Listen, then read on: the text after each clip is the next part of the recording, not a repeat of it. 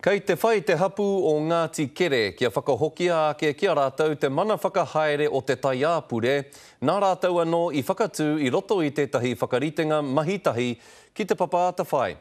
Hei tā rātou kāre taua tari ka wanatanga i te tiaki tika i tō rātou moana. Kei te ākau o te matau a Māui te tai āpure o te Angiangi e 30 kiromita mā te huarahi i Waipukurau. Kei reira e Irena Smith, kei aia hoki ngā whakamārama o te wā. Irena. Ko te tikanga e mahitahi ana te papaata whai me te iwi kāinga ki te tiaki i te tai āpure o te Angiangi. Engari kua ki te rā te iwi kāinga i te ngoikore o te whakaaetanga, i nāenei e whai ana rātou i te mana whakahaere.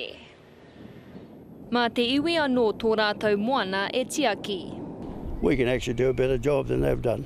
He mahi ngā kai tūturu no te iwi kāinga, kua huri hei tai āpure, engari kaore te iwi kāinga i te kite i ngā hua, i whakaetia e rātou me te papaata whai.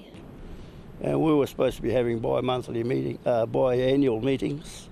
That ceased about 2 or 3 years ago.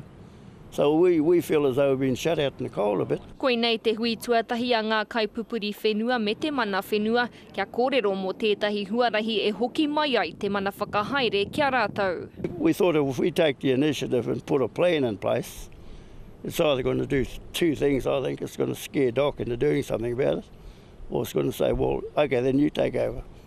Te kaumā whātau tēnei moana e rāhui tiana, e aukati ana te tango i ngā kai katoa.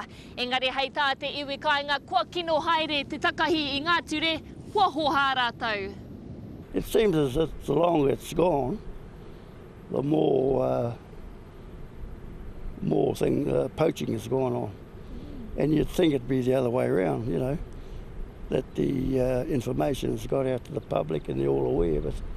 People still try all sorts of tricks.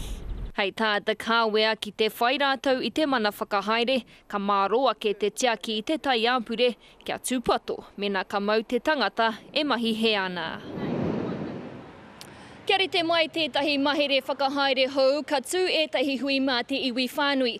Engari ko te wawata o te kāwea ko te kati i te tai āpure, me te whakatū i tētahi mā taitai ke, Scotty. Tēnā koe Irena Smith i te rohe o Ahuriri.